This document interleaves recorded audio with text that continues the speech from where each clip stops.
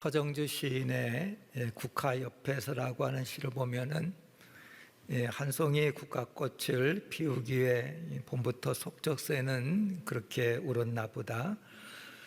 한 송이의 국화꽃을 피우기 위해 천둥은 먹구름 속에서 또 그렇게 울었나 보다라고 노래하고 있습니다. 우리 주변에 피는 꽃들은 대부분 봄에 많이 핍니다. 그러나 유독 국화만은 늦은 가을에 그의 그윽한 자태를 드러냅니다. 늦게 피는 국화, 그래서 한 송이 국화꽃을 피우기에 봄부터 속적새가 그렇게 울었고, 천둥은 한여름 먹구름 속에서 울었고, 간밤의 무소리가 저리 내렸노라고 그렇게 노래하고 있습니다. 한 송이 국화꽃이 피기까지도 그냥 꽃밭에 있는 한 송이 꽃이 국화가 피기까지도 오랜 과정과 시간이 요구됩니다. 따라서 국화는 봄에 피는 꽃들을 시샘하지 않습니다. 절대 조급해하지 않고 국화는 소쩍새 우는 봄을 지나고 천둥치는 여름을 지나 무설이 내리는 가을에 만개합니다. 그래서 국화는 더 아름답고 그윽한지도 모릅니다. 시빌 패트리지는 현대인에게 있어서 가장 무서운 죄는 조급병이라 그랬습니다.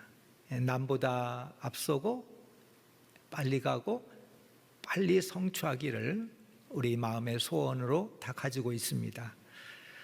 그러나 모든 일에는 과정과 기다림이 필요합니다. 어떤 버섯은 6시간이면 자라고 호박은 6개월이면 자랍니다. 그러나 참나무는 6년이 걸리고 아주 장성한 참나무가 되려면 100년이 걸린다고 합니다. 6시간이면 다 자라는 버섯이 있는가 하면 100년은 돼야 다 자라는 참나무도 있습니다.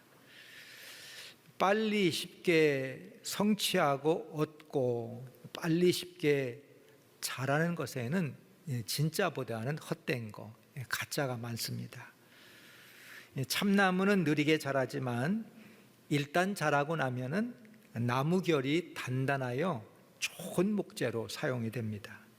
그래서 나무 이름도 참나무다 그렇게 지은 것 같습니다. 여러분, 나무뿐만 아니라 우리 신앙도 과정과 시간이 필요합니다. 시간만 지난다고 되는 것은 아니지만 신앙이 성장하고 성숙하려면 많은 기다림과 인고의 시간과 과정이 요구됩니다. 일본 엔도 슈사코의 소설 침묵은 1587년에 우리가 잘 아는 히데요시기가 종래의 종교 정책을 바꾸면서 가톨릭 교회를 박해하기 시작합니다. 전국에서 신도들이 집에서 쫓겨나고 고문을 당하고 학대를 받아 학살을 당합니다. 선교사들은 하나둘씩 다 추방당하고 신도들은 끊임없이 배교를 강요당했습니다.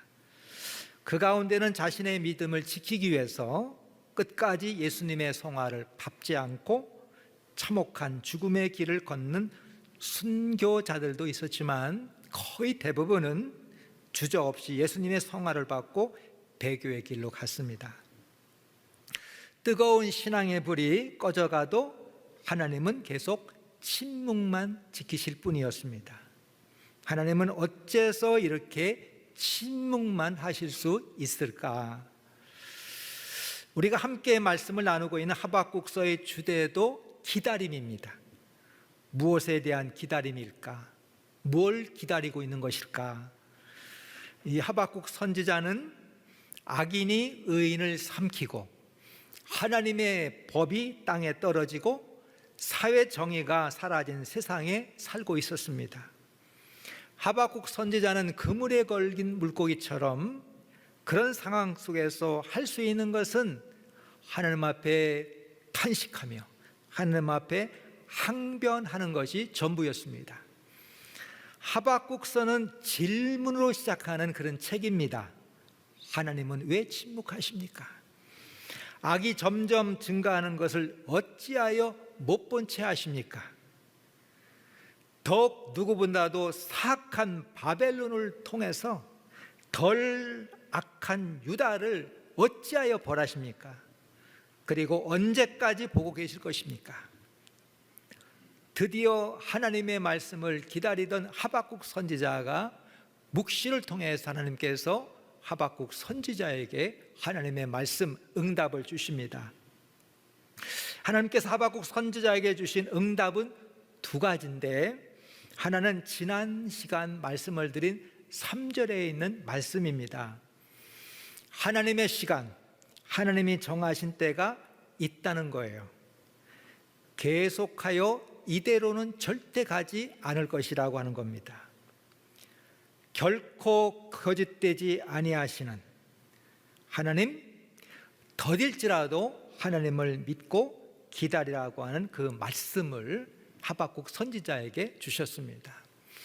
다른 하나는 오늘 본문 말씀 4절에 나와 있습니다. 의인은 그의 믿음으로 말미암아 살리라. 로마서 1장 17절에서 사도 바울은 이 하박국서의 이 말씀을 인용합니다. 죄인은 오직 믿음으로만 의인이 된다는 겁니다. 이것은 사도 바울의 해석이에요. 죄인은 오직 믿음으로만 의인이 되느니라. 근데 이 말씀이 담고 있는 또 다른 의미가 있습니다. 믿음으로 의롭게 된 사람은 현실이 어떻게 뒤바뀌어도 흔들리지 않고 믿음의 길을 간다는 뜻이 있습니다. 의인은 그래도 제 길을 간다. 세상이 완전히 뒤집혀도 성도는 여전히 제 길을 간다는 거예요. 내일 세계의 종말이 올지라도 나는 오늘 한 그루의 사과나무를 심겠다는 그 초심, 초지일관의 자세를 말하는 것입니다. 4절 말씀, 그의 마음은 교만하여 그의 속에 정직하지 못하나 의인은 그의 믿음으로 말미암아 살리라. 이 한 문장은 전반부는 악인에 대한 것이고 후반부는 의인에 대한 말씀으로 그렇게 되어 있습니다.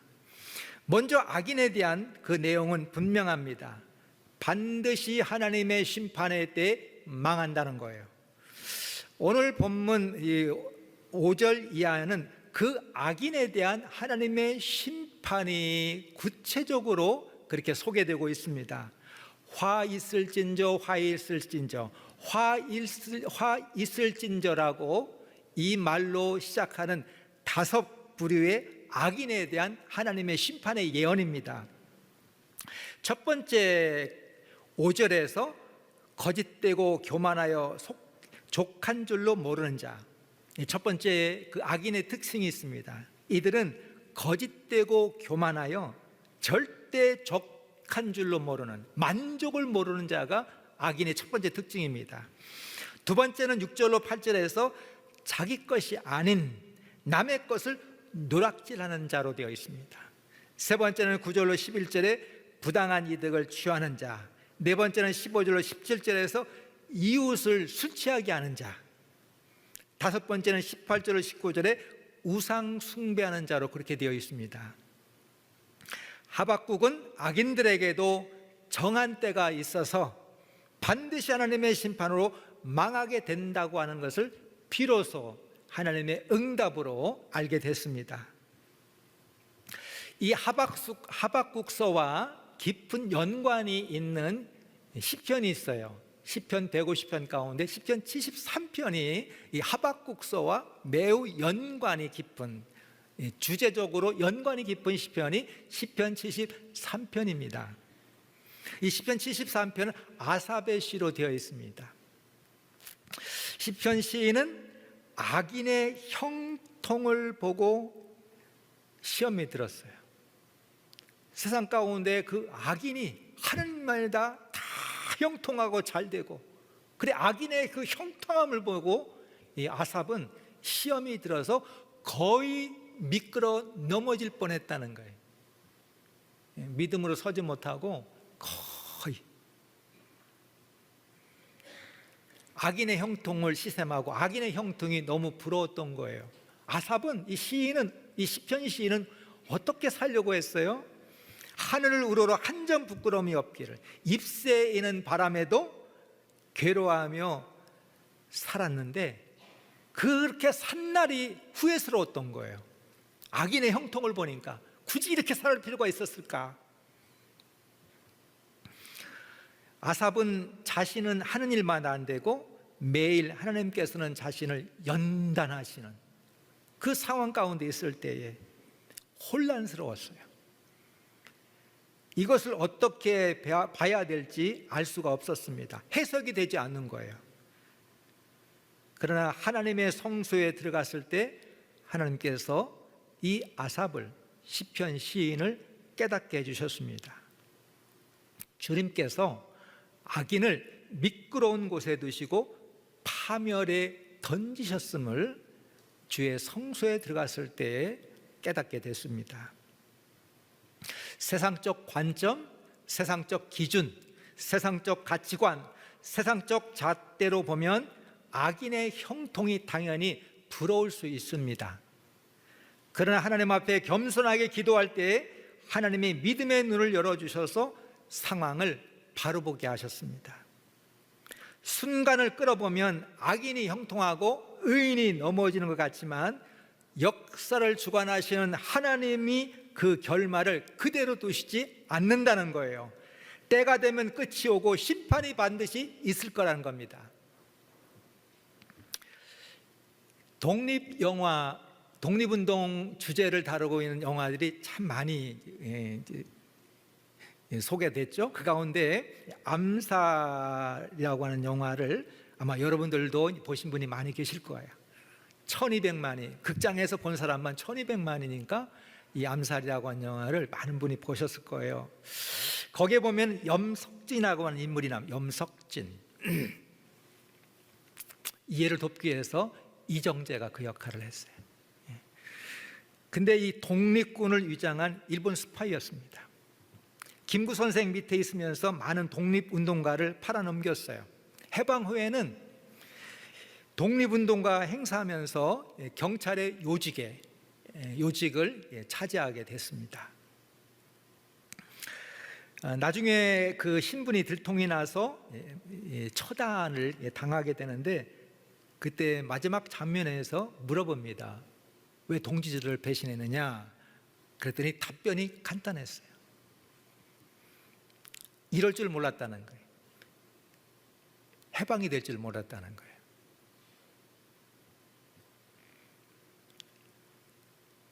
그 상태로 계속 될 줄 알았습니다.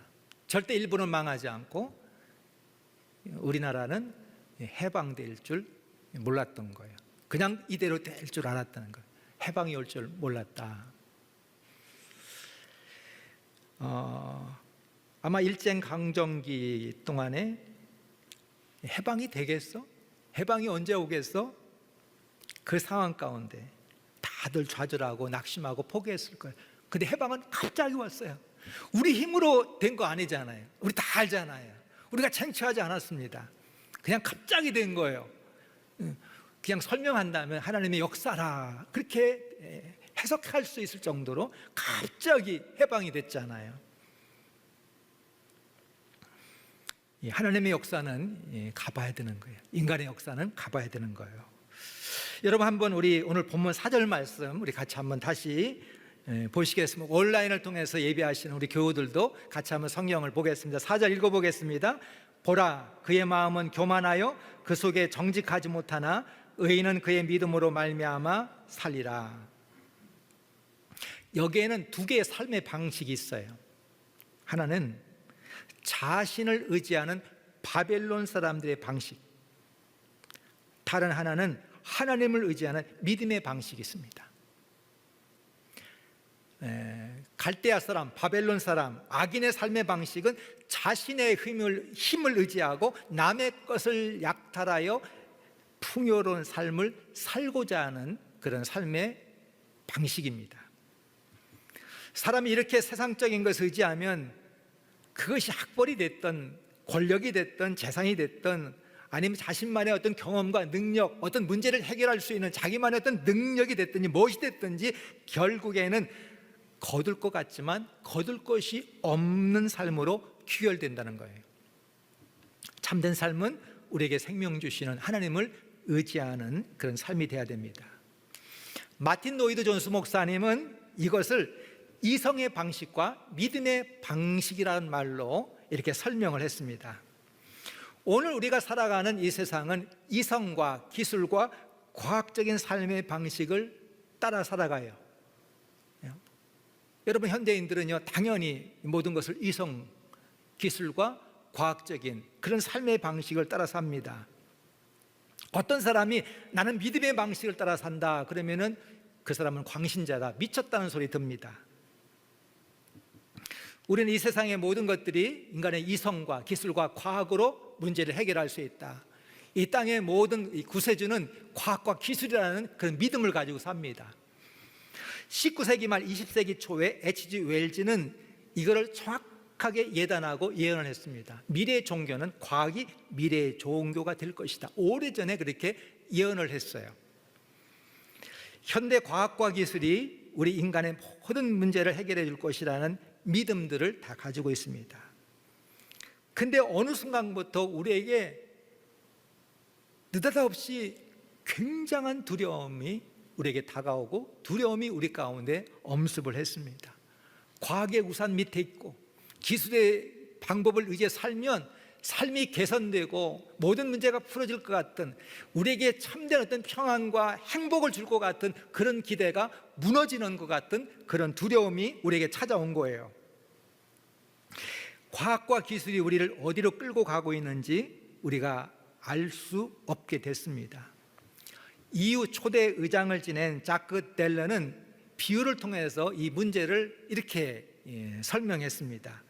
세계가 마치 로봇 조종사가 운전하는 비행기와 같다 그랬어요.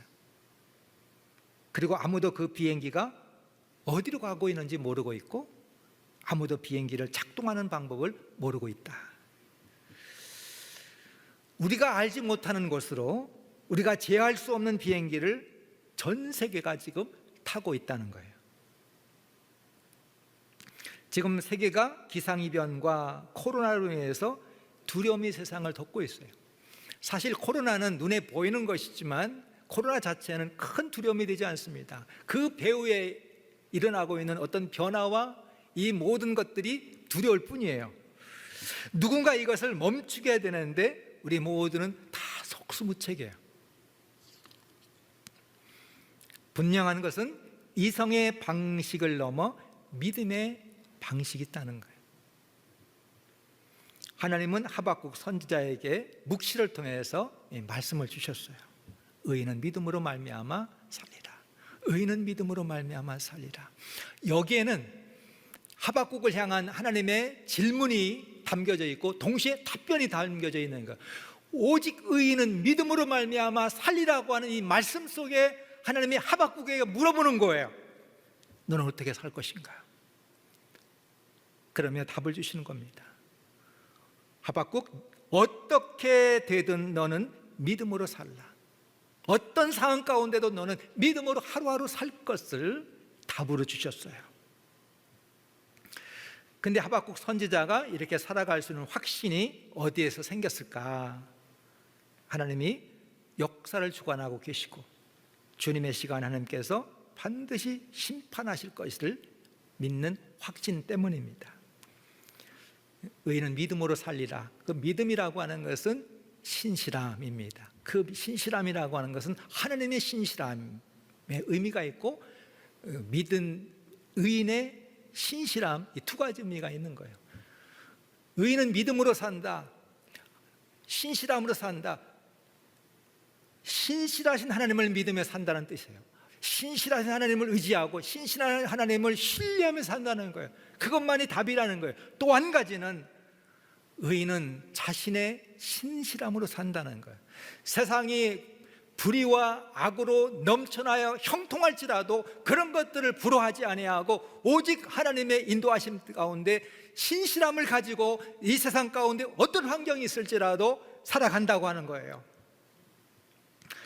하박국서는 전체가 56절, 전체가 60절이 채 안 되는 짧은 책이에요.